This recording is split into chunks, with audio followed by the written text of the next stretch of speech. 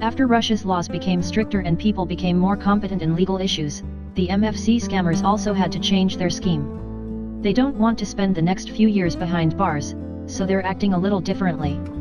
3 legal entities are registered, and they are directly involved in the fraud. 1. International Finance Center. Its representatives write in the contract that they provide consulting and information services in the financial market. That is, in fact, they are not engaged in money transfers at all. This allows them to get away with it. 2. Limited liability company Global Finance. The client also signs an agreement with the representatives of this company to provide consulting and information services. 3. A limited liability company, Global FX.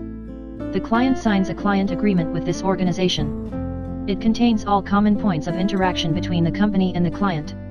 The terms and conditions under which transactions in the currency market will be carried out, what services the client can use, and what services are available to him/her. However, here too, the fraudsters were reinsured.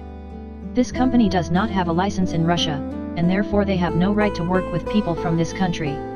Their legal address is not clear where, so no one will be able to solve controversial issues in our country. Currently, any person who has decided to engage in online trading, meets advertising Global FX, Global Finance, and MFC. It will say what great companies they are and how beneficial it is to cooperate with them, but the truth is already known.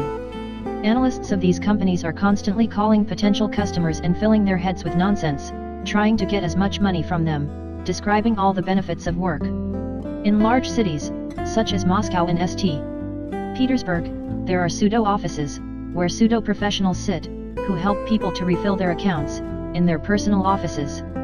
As soon as they understand that the client is ready to cooperate, they immediately give him a contract form with Global FX. The next thing you know, it's a small thing, their scheme is described in the previous videos. The most advantageous thing for these companies is that the victim will definitely lose the trial. Because under the contract, he did not transfer money to any of these companies.